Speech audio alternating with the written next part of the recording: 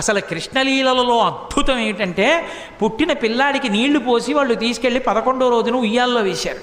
ఉయ్యాల్లో వేసి పడుకోబెడదామని ఉయ్యాల ఊపుతున్నారు. ఏదో ఎవరికి వచ్చిన పాట వాళ్ళు పాడుతున్నారు.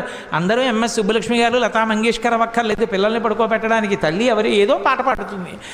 ఎంతమంది గోపకాంతలు వచ్చి పాట పాడినా నిద్రపోలే.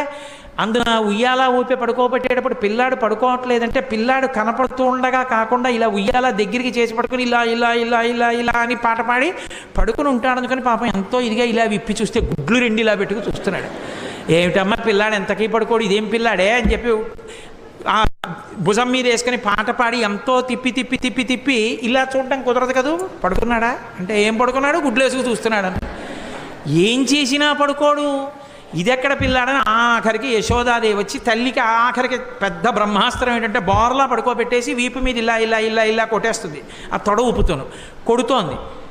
ఎంతకీ పడుకోడు, వీపు చిట్లిపోతోంది. ఇదేమిటి ఆది కూర్మంగా ఉన్నప్పుడు మందర పర్వతం తిరిగినా బాధపడలేదు కానీ ఈ కృష్ణావతారంలో ఇలా కొట్టేస్తున్నారు, నన్ను ఎందుకు ఇలా ఊపేస్తున్నారు అనుకున్నట్ట. లోకములు నిదురపోవగత నిదురుంపని సుభగుడు రమణులు జోకొట్టిపాడ నిదురం గైకొను క్రియ నూరకుండె కనుతెరవకయున్నన్నారు పోతన గారు. ఓహో ఈ దిక్కుమాలిన ప్రపంచానికి అలవాటు ఉంది, నిద్రపోతుంటారు వీళ్ళు.